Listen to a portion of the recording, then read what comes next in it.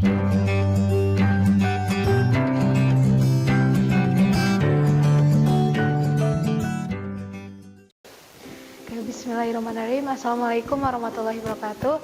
Hai semuanya, kembali lagi dengan saya Sisi Soraya dalam pelajaran ekonomi kelas 12. Nah, hari ini saya akan membahas tentang laporan keuangan perusahaan dagang. Nah, di sini ada bagannya tahap pelaporan. Nah, yang pertama yaitu ada laba rugi, perubahan modal atau ekuitas, ada neraca dan laporan arus kas. Nah, yang pertama yaitu laporan laba rugi atau income statement. Laporan laba rugi adalah laporan yang menunjukkan besarnya laba rugi atas penjumlahan benda patah penjualan, pendapatan lain, dan pengurangan harga pokok penjualan serta beban-beban suatu unit usaha untuk suatu periode tertentu. Nah, yang pertama ada harga pokok penjualan. Harga pokok penjualan adalah harga jual dasar dari barang dagangan sebelum ditambah keuntungan yang diinginkan perusahaan apabila harga jual barang lebih besar daripada harga pokok dan penjualan, maka perusahaan akan memperoleh laba. Nah, begitu pula sebaliknya, apabila harga jual lebih rendah daripada harga pokok penjualan, maka perusahaan akan rugi. Nah, di sini ada rumus HPP, ya, rumus HPP yaitu harga pokok penjualan sama dengan persediaan awal ditambah pembelian dikurangi persediaan akhir. Nah, di sini ada contoh HPP ya, harga pokok penjualan. Nah, di sini ada juga data-data suatu perusahaan. Yang pertama itu ada data persediaan barang dagang awal periode sebesar 8 juta, ada pembelian, ada beban angkut pembelian, ada retur dan pembelian, persediaan barang dagang akhir periode. Nah, persediaan barang dagang awal periode. Nah, di sini kita masukkan dan formatan untuk HPP ini seperti ini ya. Jadi yang dari data-data perusahaan itu dimasukkan ke format-format yang sudah disediakan. Nah, persediaan barang dagang awal periode sebesar 8 juta, dilanjut dengan pembelian dan beban angkut pembelian. Nah, beban angkut pembelian dan juga pembelian itu ditambahkan, ya, dijumlahkan, yaitu 18 juta ditambah 1 juta 200 sebesar 19 juta 200. Dan selanjutnya ada retur pembelian dan potongan pembelian dikurangi dari hasil tadi dikurangi oleh retur pembelian dan potongan pembelian sebesar 3.100.000 rupiah. Nah, pembelian bersihnya berarti 16.100.000. Nah, selanjutnya yaitu ditambahkan lagi oleh barang yang tersedia untuk dijual sebesar 24.100.000. Nah, jadi persediaan barang dagangan akhir periode dikurangi persediaan barang dagang akhir periode sebesar 8.500.000. Nah, harga pokok penjualannya yaitu 15.600.000. Itu selanjutnya yaitu laporan laba rugi bentuk single step, ya. Laporan laba rugi bentuk single step didasarkan pada rumus perhitungan laba atau rugi berasal dari jumlah penghasilan dikurangi jumlah beban. Jika jumlah penghasilan lebih besar dari jumlah beban, maka perusahaan akan memperoleh laba. Sebaliknya, jika jumlah penghasilan lebih kecil daripada jumlah beban, maka perusahaan akan menderita rugi. Seperti itu. Nah, ini dia contoh laba rugi single step ya. Jadi ada data perusahaannya, terus formatannya seperti ini. Jadi dari data-data perusahaan ini dimasukkan ke laporan laba rugi single step. Jadi kita bisa mengetahui apakah perusahaan ini rugi atau misalkan dapat keuntungan yang lebih dari penghasilan, seperti itu. Terus selanjutnya ada laporan laba rugi multiple step. Nah, multiple step ini berbeda dengan single step karena penyusunan laporan laba rugi bentuk multi step ini dilakukan secara rinci untuk setiap komponennya. Nah, di sini ada contoh dari formatan laporan laba rugi multiple step ya. Jadi adanya pendapatan usaha, penjualan, dan yang single step tapi adanya komponen yang khusus seperti itu. Selanjutnya ada laporan perubahan modal. Nah, laporan perubahan modal ini yaitu laporan keuangan yang mengungkapkan perubahan ekuitas atau modal yang terjadi pada akhir periode akuntansi. Jadi apakah laporan perubahan modal itu untung atau rugi gitu. Jadi bisa dilihat dari laporan perubahan modal. Nah, ini bentuknya ya, formatan laporan perubahan modal seperti ini. Ada modal awalnya kita tulis berapa. Ini juga ada contohnya PT Sejahtera laporan perubahan modal per 31 Desember 2005. Ada modal awalnya berapa kita tuliskan, lalu laba usahanya berapa, lalu jika ada pengambilan Fripe atau pengambilan pribadi kita tuliskan, jadi dikurangi. Lalu juga kalau misalkan di tengah-tengah ada penambahan modal, kita juga tuliskan berapa penambahan modal yang kita perlukan, lalu kita jumlahkan atau dikurangi seperti itu. Dan kita akan melihat modal akhirnya yang akan kita dapatkan berapa itu.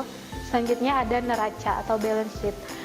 Neraca adalah laporan perusahaan yang menunjukkan posisi keuangan perusahaan pada saat tertentu. Contohnya per 3 bulan, per 6 bulan, seperti itu. Nah, neraca sama dengan aktiva dikurangi utang yang ditambah modal, atau neraca aktiva dikurangi utang sama dengan ditambah modalnya. Seperti ini ada contoh rumusnya. Nah, neraca perusahaan dagang memiliki akun pembelian barang dagangan, persediaan barang dagang, retur pembelian barang dagangan, dan harga pokok penjualan. Seperti halnya laporan laba rugi, neraca pun mempunyai dua bentuk, yaitu bentuk skontro dan bentuk stafel atau laporan. Nah, yang pertama neraca bentuk skontro. Nah, neraca bentuk skontro ini bisa juga disebut dengan bentuk T. Nah, karena susunannya berbentuk sebelah menyebelah dengan kelompok harta aktiva sebelah kiri dan utang serta modal yaitu pasifa di sebelah kanan seperti itu. Nah, ini contohnya ya, contoh neraca di PT Sejahtera per 31 Desember 2005. Nah, jadi adanya aktivita dan kewajiban, atau misalkan pasifa itu di sebelah kanan dan aktiva di sebelah kiri. Nah, kita rincikan yang termasuk aktiva itu kita tulis di sebelah kiri, dan yang termasuk pasifa itu kita tulis di sebelah kanan, seperti yang ada di contoh ini. Kayak gini, ada aktiva lancar, aktiva tetap, terus peralatan, terus di sini ada kewajiban yaitu utang, dan juga modal kita tuliskan, lalu kita bisa mendapatkan hasilnya seperti itu. Selanjutnya juga ada neraca bentuk stafel atau laporan.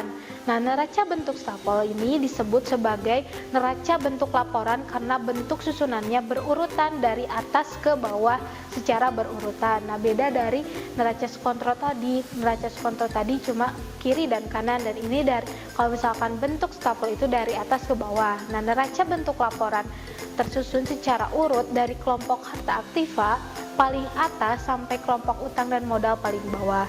Nah, ini ada contohnya ya.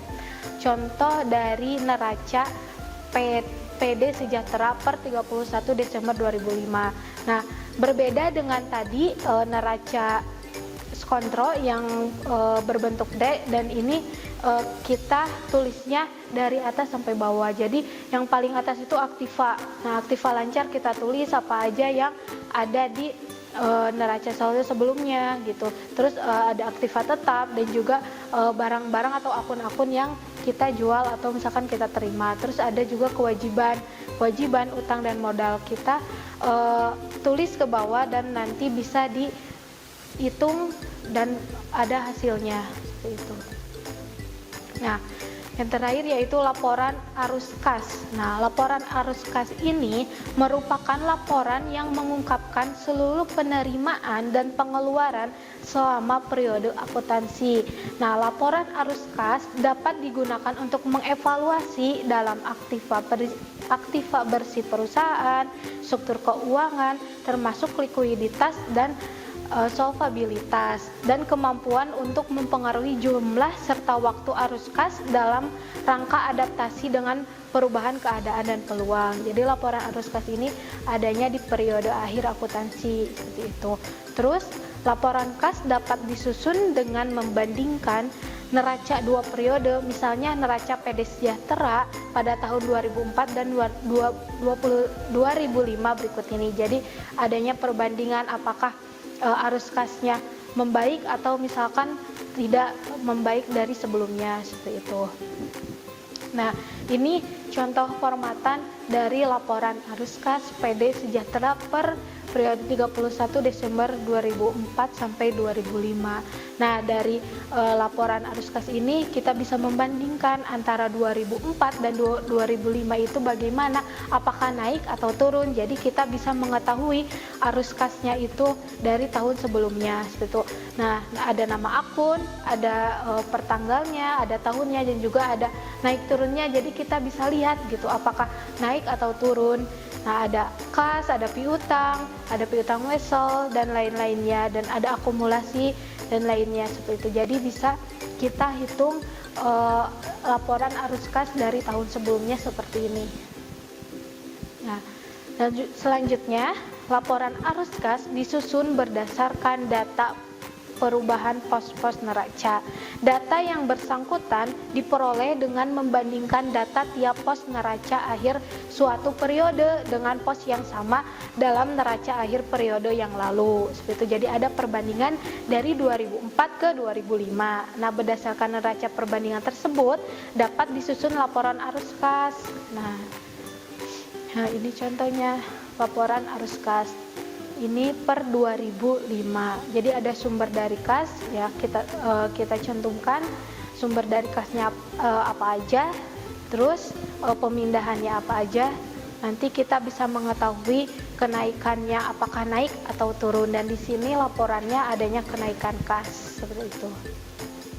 Nah, jika jumlah penerimaan lebih besar daripada jumlah pengeluaran, maka perusahaan akan menerima arus kas masuk bersih. Nah, jika jumlah pengeluaran lebih besar daripada jumlah penerimaan, maka perusahaan akan menerima arus kas luar bersih.